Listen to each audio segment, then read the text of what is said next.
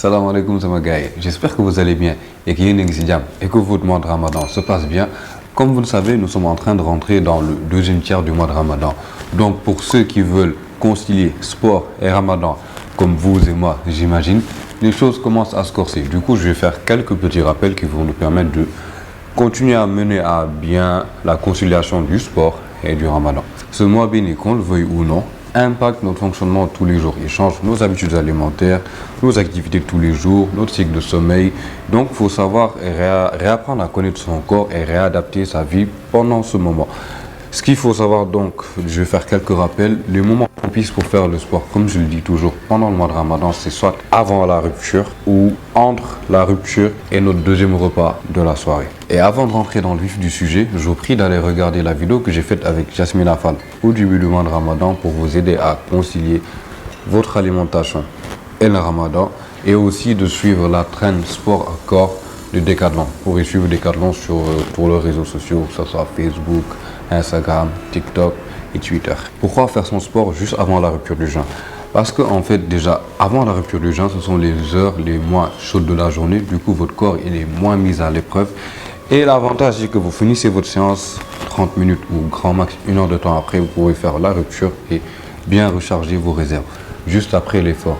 Le deuxième meilleur moment pour faire votre sport pendant le mois de Ramadan, c'est comme moi je le fais, c'est juste après la rupture. Il faut savoir que quand on fait son sport juste après la rupture, votre rupture, c'est pas vraiment un gros repas, c'est pas un festin. Votre rupture sera un peu comme moi je le fais, ça sera plutôt une collation qui va vous permettre d'avoir assez de réserve pour faire correctement votre activité physique. Et ensuite, après cela, vous pourrez avoir un vrai repas après le sport. L'avantage de cette période, c'est que déjà, vous n'allez pas faire du sport avec le ventre vide, vous aurez déjà assez d'énergie. Et c'est un sport que vous ferez, c'est une séance que vous ferez entre 2 repas.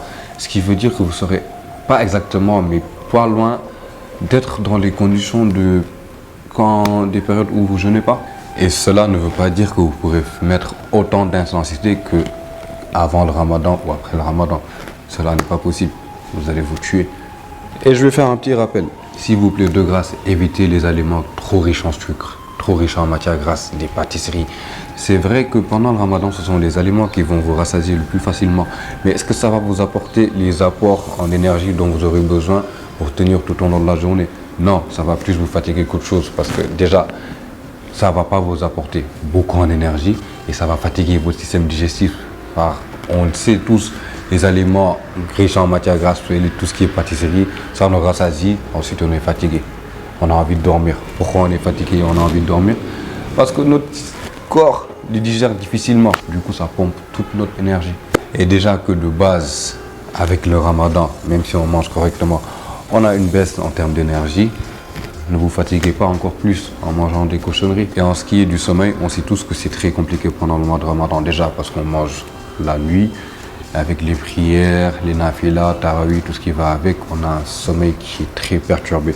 Moi, le conseil que je peux vous donner, c'est déjà, en plus des maigres heures de sommeil qu'on a la nuit, essayez d'avoir 1 à 2 siestes dans la journée de 20 minutes, de 20 à 40 minutes, voire 1 heure, en fonction de ce que vous pourrez.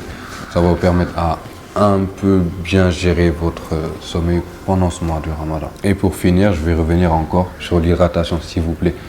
Hydratez-vous pendant le mois de Ramadan, c'est très important. Et quand je dis hydratez-vous, c'est pas dès la rupture du jeûne, je vais prendre une bouteille d'1 litre, je vais tout boire d'un coup. Non, c'est pas comme ça. Il faut hydrater progressivement et continuellement son corps pendant le mois de Ramadan. C'est-à-dire dès la rupture du jeûne jusqu'à l'heure du Hud, du dernier repas avant du début du jeûne.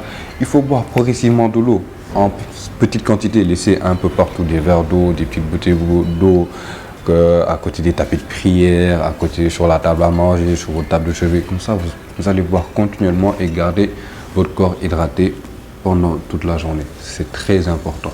J'espère que ces petits rappels vous ont plu et n'hésitez pas, comme d'habitude, à laisser vos critiques, vos suggestions en commentaire. Et si vous avez kiffé, on like, on partage.